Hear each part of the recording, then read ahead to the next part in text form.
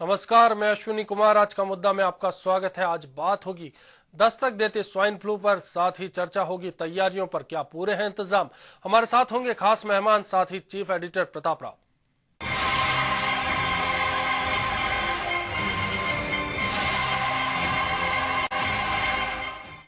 Swine flu दस्तक दे रहा है। इस सीजन में 2 मौतें हो चुकी हैं तो दर्जन भर संदिग्ध रिपोर्ट का इंतजार है। क्या हालात हैं अब तक, आइए देखते हैं। प्रदेश में भी स्वाइन फ्लू का कहर एक बार फिर से शुरू हो चुका है। तापमान के उतार चढ़ाव को इसके लिए जिम्मेदार माना जा रहा है। इसीलिए प्रदेश में एक बार फिर स्वाइन फ्लू का वायरस सक्रिय हो रहा है। महज कुछ दिनों में ही इसके 4 मरीज सामने आ चुके हैं, जिसमें से 2 की तो मौत भी हो चुकी है। ये मौतें जोधपुर और झुंझुनू में हुई हैं। पिछले 6 महीने में प्रदेश में 80 स्वाइन फ्लू के मरीज सामने आ चुके हैं। अकेले जयपुर में ही 10 मरीज सामने आए हैं। स्वाइन फ्लू के साथ साथ मलेरिया, डिप्थीरिया, डेंगू के मरीजों के भी लगातार मामले सामने आ रहे हैं। ऐसे हालात में प्रशासन कितना मुस्तैद है, ये एक गंभीर सवाल बना हुआ है। प्रदेश में मलेरिया और डेंगू का जोर तो पहले से ही चल रहा है, लेकिन अब स्वाइन फ्लू के डर ने चिकित्सा विभाग की नींदें उड़ा दी हैं। हालांकि प्रशासन अपनी तरफ से बहुत से दावे कर रहा है, लेकिन जिस तरह की व्यवस्थाएं सामने है, लगता नहीं है कि प्रशासन के दावों में कोई दम है। Bureau report, HBC news. तो स्वाइन फ्लू को लेकर सवाल बरकरार है। क्या तैयारियां पूरी है? आखिर देश समेत प्रदेश में कहां कहां दिख रहा है इसका असर, देखते हैं। लंबी चुप्पी के बाद एक बार फिर स्वाइन फ्लू ने अपनी दस्तक दे दी है और लगने लगा है कि एक बार फिर स्वाइन फ्लू अपने पैर पसार रहा है। देश की राजधानी दिल्ली सहित लखनऊ, वाराणसी, पुणे, भोपाल, जयपुर में लगातार इसके मामले सामने आ रहे हैं। H1N1 वायरस के कारण फैलने वाले इस रोग का कोहराम पहले भी देखा जा चुका है। अचानक से फैलने वाला ये रोग बहुत जल्द ही खतरनाक हो जाता है और लोगों को तेजी से अपनी चपेट में लेने लगता है।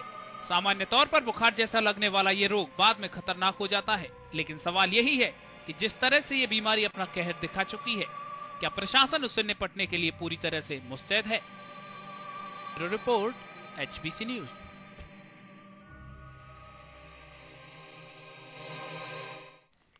सवाल कई हैं। हमारे साथ चर्चा में है कांग्रेस प्रदेश महासचिव सुशील शर्मा जी, साथ ही है हमारे साथ भाजपा प्रदेश उपाध्यक्ष सुमन शर्मा जी, चीफ एडिटर प्रताप राव जी भी हमारे साथ है चर्चा में। प्रताप जी, जिस तरह की बात की जाए, इस बार स्वाइन फ्लू की तीसरा सीजन है।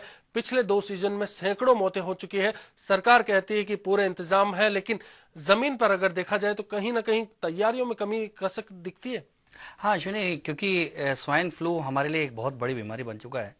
जबकि देखा जाए तो यदि प्रशासन मुस्तैद रहे और सरकार अगर जागरूक रहे तो निश्चित तौर पे इन समस्या से निपटा जा सकता है। इस बार जिस तरह से बारिश हुई, जितनी भारी बारिश हुई, उसके बाद हम लोगों ने भी इस बात को उठाया, तमाम मीडिया में भी आए और तमाम लोगों ने भी उठाई इस बात को कि अब हमें बीमारियों से लड़ने के लिए तैयार हो जाना चाहिए। लेकिन कहीं कहीं लगता है कि सरकार इस बात को नहीं ध्यान दे पाई और प्रशासन वास्तव में सोया रहा, जिसके चलते अभी तक 2 मौतें हो चुकी हैं। जिस तरह से स्वाइन फ्लू के लगातार जो मरीज आ रहे हैं, वो एक चिंता बढ़ाती है कि कहीं वापस पुरानी स्थिति नहीं आ जाए, कि ये महामारी की तरह फैल जाए। इसलिए बड़ी एक सुशील जी, आप हमारे साथ हैं। सुशील जी, स्वाइन फ्लू राजस्थान के लिए विशेषकर एक बहुत बड़ी एक चुनौती बनता जा रहा है और हर बार पिछले 2 सीजन से तो लगातार हो रहा है कि राजस्थान में स्वाइन फ्लू तेजी से फैलता है। हर बार सरकार कहती है कि हम इसको लेकर बड़ी एक स्ट्रेटेजी बनाएंगे, इसके लिए प्लान करेंगे। इस बार भी दावे हो रहे हैं, लेकिन अभी तक 2 मौतें हो चुकी हैं। अभी शुरुआत है, क्या कहना है? मेरा ये कहना है कि डॉक्टर, हमारे जो चिकित्सा मंत्री जी हैं दूरू मियाँ जी, और डॉक्टर राजकुमार जो हमारे राज्य मंत्री हैं, दोनों मिलकर के पूरी व्यवस्था को देख रहे हैं। जयपुर में आउटडोर स्पेशली अलग से बनाया गया है। राज्य में सभी संसाधनों के साथ में पूरी चिकित्सा टीम को सक्रिय कर दिया गया है और मैं उम्मीद करता हूं कि ये मौसम का जो बदलाव है, इसकी वजह से इसका वायरस जो है फैलता है और इसमें तेजी से बढ़ोतरी होती है। और सरकार की पूरी कोशिश है कि पूरी व्यवस्था इसको रोकने में लगे, इसको नियंत्रित करने में लगे और सरकार पूरी तत्परता के साथ काम कर रही है और जिसकी वजह से सारा स्थिति नियंत्रण में है और सारे डॉक्टर्स, सारा चिकित्सा विभाग इसको देख रहा है और पूरे राजस्थान के अंदर इस पे सरकार जागरूक होकर के सक्रिय होकर काम कर रही है। सुमन जी, आपका क्या कहना है? सुशील जी का दावा है कि पूरी तरह से सरकार सक्रिय है, प्रशासन ने पूरी तरह से नियंत्रण में किया हुआ है। आपको क्या लगता है? देखिए, सुशील जी के बयान से तो मुझे ऐसा महसूस होता है कि जो सरकारी बयान होते हैं, जो आमतौर पे सभी बीमारियों के बाद या किसी भी घटना के बाद सरकारी बयान आते हैं, इस प्रकार के बयान, हकीकत तो जो आप लोग के माध्यम से, मीडिया के माध्यम से या समाचार पत्रों के माध्यम से हम लोग को मिल रहे हैं, वो बहुत संतोषजनक नहीं है। और आपकी एक बात से मैं बिल्कुल सहमत हूँ कि आपने ये कहा था कि इस भयावह घटना के सामना का सावचेत भी आप लोगों ने किया था, मीडिया के बंधुओं ने, सबने ये कहा था। जब जयपुर में भी अतिवृष्टि हुई, जिसको बाढ़ और अतिवृष्टि की लड़ाई में नेता लोग लड़ते रहे, और अन्य प्रदेश में भी कई जगह हुई, उसके बाद जो तैयारी करनी चाहिए थी, चाहे वो सफाई से संबंधित हो, चाहे और भी व्यवस्था हो, वो कहीं सरकार उसमें मुस्तैद नहीं नजर आई। तो मुझे लग रहा है कि ये सारे इन्हीं सब कारणों का परिणाम है। ये स्वतः और अपने आप आने वाली बीमारी नहीं है कि कहीं से आ गई, कोई दूर से प्रदेश से कहीं से आई या इन्फेक्शन के थ्रू आई। ये गंदगी और लापरवाही की वजह से अस्पतालों की जो स्थिति हो गई थी, इवन आप देखें अतिवृष्टि में अस्पतालों में भी पानी चले गए थे, आईसीयू में पानी चला गया, बांगर में भी पानी चला गया। तो इन सब के लिए उसके बाद में जो फ्यूमिकेशंस होने चाहिए थे वो नहीं हुए। अगर आपको मैं याद दिलाना चाहूं, उमेद अस्पताल, मुख्यमंत्री जी का गृह क्षेत्र है जोधपुर, वहां पे प्रसूताओं की मौत का एक दौर चला था, अभी भी थमा नहीं है, वो भी आए दिन हो रहा है। वहां भी यही रीजन था कि जो उनका लेबर रूम था वहां फ्यूमिकेशंस नहीं थे सारे, उसके कारण सभी महिलाएं ठीक से आती थी, लेकिन डिलीवरी के बाद वो मृत्यु होके जाती सुशील थी। जी, बड़ा ये सवाल उठता है कि जब मौत हो जाती है तब क्यों प्रशासन चेतता है, क्यों सरकारें चेतती हैं? और ये बड़ा सवाल ये भी है कि जयपुर में जब इतनी अतिवृष्टि हुई, पूरी तरह से जयपुर पानी से जल प्लावित हो गया, ऐसे में देखा गया कि यहाँ मेयर और जो अधिकारियों के बीच में झगड़ा चल रहा है, और जो सफाई की व्यवस्था करनी चाहिए, जो इस बीमारी से लड़ाई का जो एक तैयारी करनी चाहिए थी, उसकी जगह कहीं ना कहीं टसल सामने आ रही थी। देखिए, एक तो पहले बरसात नहीं हो रही थी, फिर बरसात जो हुई बड़ी अचानक और बड़ी तेजी से, लगातार 15-20 दिन तक बरसात होती रही।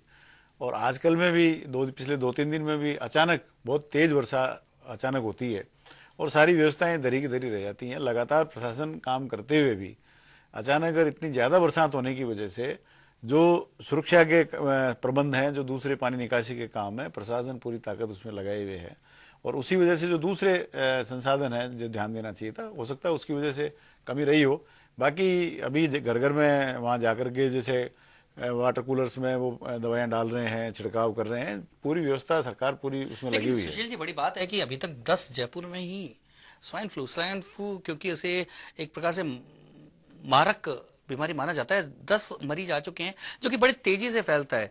तो एक बड़ी गंभीर, जयपुर के लोगों के लिए एक बड़ी गंभीर चिंता का विषय है ये। राव साहब की ये बीमारी ऐसी है कि इसका पता ही नहीं लगता है। पता लगता है जब तक बहुत देर हो चुकी होती है, और उसका परिणाम ये होता है कि समय पे इलाज नहीं होने की वजह से मृत्यु हो जाती है। डेंगू है, मच्छरों की वजह से मौसम में बदलाव आ रहा है, मच्छर पैदा हो रहे हैं, उस पर सारी व्यवस्थाओं के बावजूद भी स्थिति जो है नियंत्रण करने का प्रयास किया जा रहा है। और डेंगू, दूसरी जो छोटी मोटी बरसात से बीमारी होती है, वो सर्दी, जुकाम, खांसी, ये ऐसी एक रेगुलर प्रक्रिया है जिसमें व्यक्ति को पता ही नहीं लगता कि वो स्वाइन फ्लू का शिकार हो गया है। बिल्कुल, सवाल बड़े हैं। चिकित्सा मंत्री दुर्रू मियां क्या कहते हैं? सर्वे का काम जारी है, क्या कहा दुर्रू मियां ने, आइए सुनते हैं। तो अब ये तो मौसमी बीमारी तो आज कहाँ है और कल कहाँ है, ये तो जब ये इसको मौसमी बीमारी कहते हैं। तो इसमें चेतने का तो जो अभियान चल रहे हैं वो तो चल ही रहे हैं, चाहे वो मलेरिया के हों, चाहे वो और कोई स्वाइन फ्लू के हों, वो तो बराबर से चल ही रहे हैं। तो ये प्रक्रिया तो एक चलती है हमारी। सुमन जी, क्या लगता है कि जिस तरह से दुर्मिया जी कह रहे थे कि सर्वे का काम जारी है और जमीन पर काम हो रहा है, कहीं हो रहा है काम, लगता है आपको? मैंने कहा ना कि मिनिस्टर साहब का बयान जिस तरह से वो बहुत ही हल्के ढंग से आ रहा है, क्योंकि बीमारी जिसके घर में आती है और जिसका बच्चा, जिसका परिवार जाता है, उसके ऊपर क्या बीतती है ये वो व्यक्ति ही जानता है। मुझे नहीं लगता है कि चिकित्सा मंत्री होने के नाते इसका मतलब वो महसूस कर रहे हैं। और जिस तरह से बिल्कुल लापरवाही भरा बयान है कि बीमारियां आती हैं, आती रहती हैं, होती रहती हैं, मौसमी बीमारियां हैं, अपनी गलती को स्वीकार नहीं कर रहे हैं। और सर्वे की बात करके ये केवल टालने की बात है। सर्वे मौतों की कर रहे हैं या अपनी व्यवस्था की कर रहे हैं, मुझे पहले तो ये मंत्री जी को स्पष्ट करना चाहिए। जिस तरह से जो बात कह रहे हैं, चिकित्सा मंत्री कह रहे हैं सर्वे की बात है, सुमन जी कह रही है कि नहीं हो रहा, सिर्फ ऊपरी तौर पर वो कुछ बोल रहे हैं, लेकिन जो जमीन की बात है सरकार निर्देश देती है और कहीं ना कहीं प्रशासनिक जब स्तर की बात आती है वहां इंतजाम इम्प्लीमेंट नहीं कर पाते। दुर्रू मियां जी बड़े संवेदनशील मंत्री हैं और बड़े एक्टिव मंत्री हैं, जो एरिया में घूम रहे हैं, फील्ड में घूम रहे हैं और सारी व्यवस्थाओं का जायजा ले रहे हैं।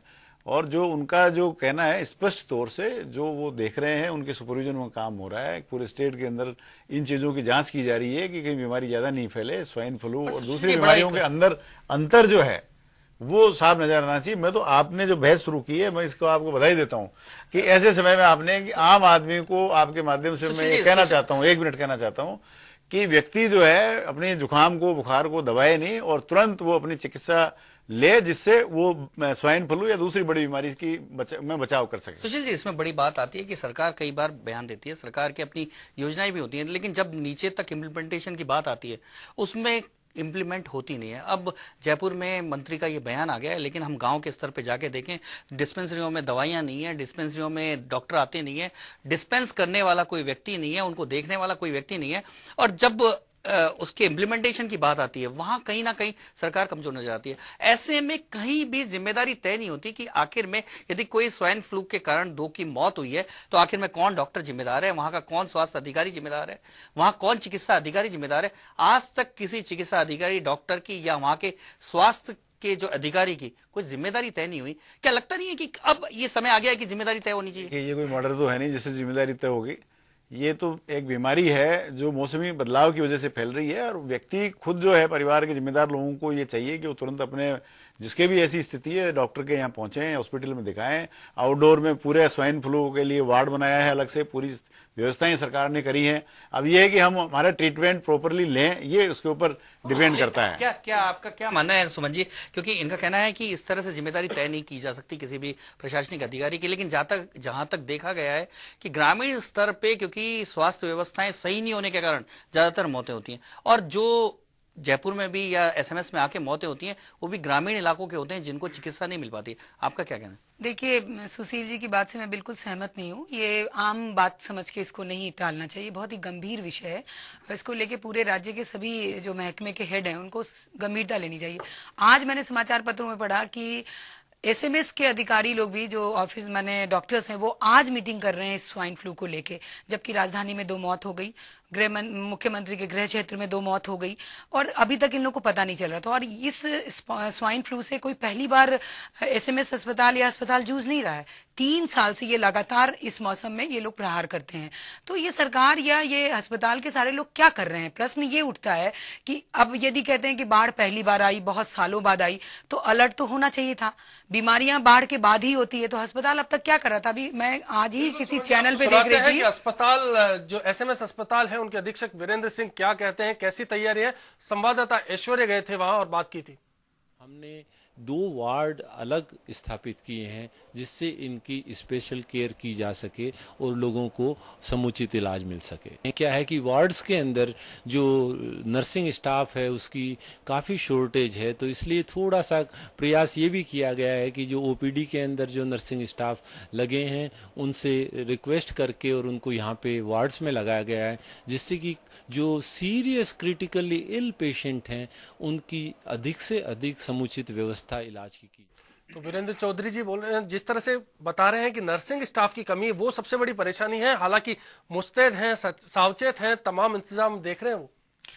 अब ये बयान अगर अस्पताल के अध्यक्ष का आता है तो इससे मुझे लगता है कि मनोबल टूटेगा ही बाकी लोगों का, और जनता भी दुखी होगी अगर ये सुन रही होगी कि वहाँ एम्प्लॉय ही नहीं तो वहाँ जाके क्या करें। तो ये बयान बहुत ही मतलब गैर जिम्मेदाराना है। अगर एम्प्लॉय कम भी है तो उनको ये स्टेटमेंट जारी नहीं करना चाहिए। सुशील जी, क्या लगता नहीं है कि इसके लिए, क्योंकि जब पता है कि प्रदेश में इस तरह की स्थितियां बन सकती हैं, तो क्या लगता नहीं है कि कहीं ना कहीं प्रशासनिक अधिकारियों की जिम्मेदारी थी कि व्यवस्थाएं पहले से रखते? हेड ऑफ द इंस्टीट्यूशन ये बात कह रहे हैं तो ये तो उन्हीं की जिम्मेदारी है कि उनको सारी व्यवस्था उसी के अनुरूप रखनी चाहिए। जो पहले उन्होंने स्टाफ दूसरी जगह से मंगाया है वो और पहले वहां से मंगाना चाहिए था। सुशील जी, ये तो एसएमएस जो की सबसे बड़ा अस्पताल है उसकी स्थिति है। सारे के सारे राजस्थान में जितने भी अस्पताल है उनमें जो बात मैंने उठाई थी कि स्टाफ नहीं है, और स्टाफ की कमी के कारण अगर मान लो मरीज जाए भी तो किसके पास जाए, ये स्थितियां बन रही हैं। डॉक्टरों की भर्तियां की हैं, अभी नर्सिंग स्टाफ की भर्तियां हुई हैं, लगातार भर्ती का प्रयास चल रहा है। 1 लाख से अधिक लोगों को राजस्थान सरकार ने एम्प्लॉयमेंट दिया है, उसमें मेडिकल विभाग भी है जहां पर नर्सिंग स्टाफ है, आपका डॉक्टर्स हैं, उनको भर्ती किया है। वो सब राजस्थान के इस स्वास्थ्य क्षेत्र को सुधार के लिए ही सरकार ने प्रयास किए हैं और लगातार प्रयास कर रहे हैं। अब चूंकि लोग चयन के बाद में भी आगे ज्वाइन नहीं कर रहे नौकरियां, ये बड़ी विचित्र स्थिति है मेडिकल के क्षेत्र में कि डॉक्टर्सों को जो सिटी में सबको नौकरियां चाहिए, गांव में कोई जाना नहीं चाहता है। और उसी की वजह से है कि गांव में जिनका चयन हो